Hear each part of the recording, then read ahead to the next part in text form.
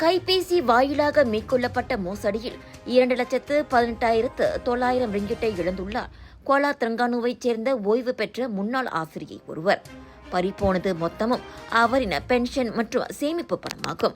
August 31ஆம் தேதி 60 வயதான அந்த மூதாட்டி வீட்டில் இருந்தபோது ஒரு மருத்துவ மையத்தைச் சேர்ந்தவர் என கூறிய நபர் கைபேசிக்கு அழைத்துள்ளார்.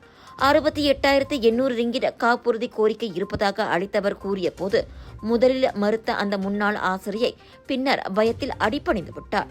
இதையடுத்து செப்டம்பர் 24ஆம் தேதி பேங்க் நகாராவின் கண்காணிப்புக்காக என கூறி புதிதாக வங்கிக் கணக்கை திறக்க அவர் பணிக்கப்பட்டுள்ளார். பிறகு அந்த கணக்கில் நிரந்தர வைப்பு தொகையாக 5,000 ரிங்கிட்டை போடுமாறு கேட்டுக் கொள்ளப்பட்டார்.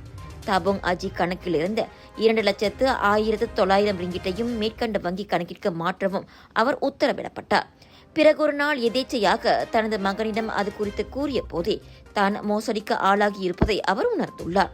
வங்கியில் சென்று விசாரித்ததில் வெறும் 100 ரிங்கிட் மட்டுமே வங்கிக் கணக்கில் இருந்துள்ளது கண்டு அந்த மாது போலீசில் புகார் செய்திருக்கிறார்.